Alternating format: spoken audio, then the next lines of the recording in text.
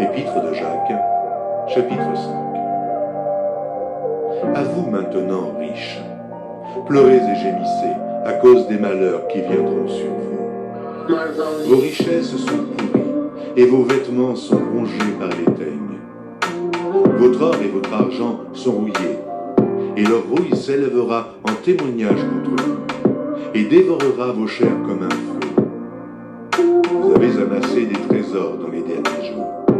Voici le salaire des ouvriers qui ont moissonné vos champs, et dont vous les avez frustrés cris. Et les cris des moissonneurs sont parvenus jusqu'aux oreilles du Seigneur des armées. Vous avez vécu sur la terre dans les voluptés et dans les délices.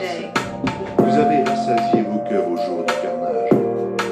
Vous avez condamné, vous avez tué le juste qui ne vous a pas résisté.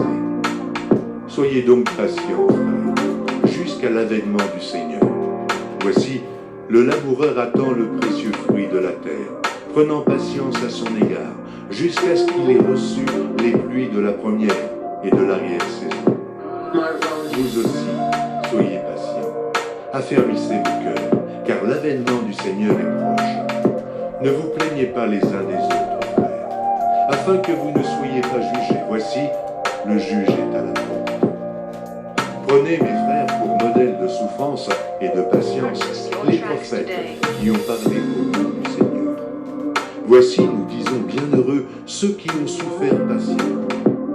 Vous avez entendu parler de la patience de Job, et vous avez vu la fin que le Seigneur lui accorda, car le Seigneur est plein de miséricorde et de compassion.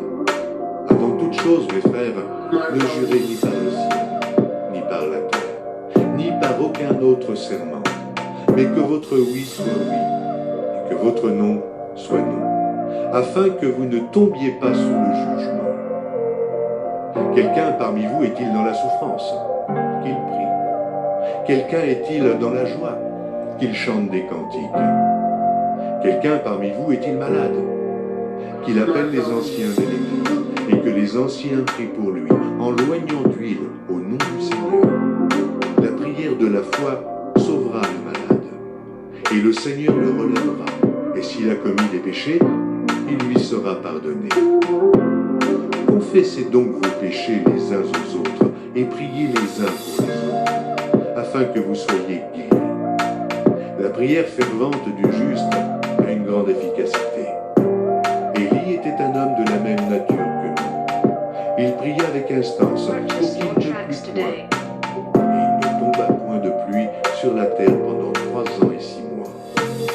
Puis il pria de nouveau, et le ciel donna la pluie, et la terre produisit son fruit. Mes frères, si quelqu'un parmi vous s'est égaré loin de la vérité, et qu'un autre l'y ramène, qu'il sache que celui qui ramènera un pécheur de la voie où il s'était égaré sauvera une âme de la mort et couvrira une multitude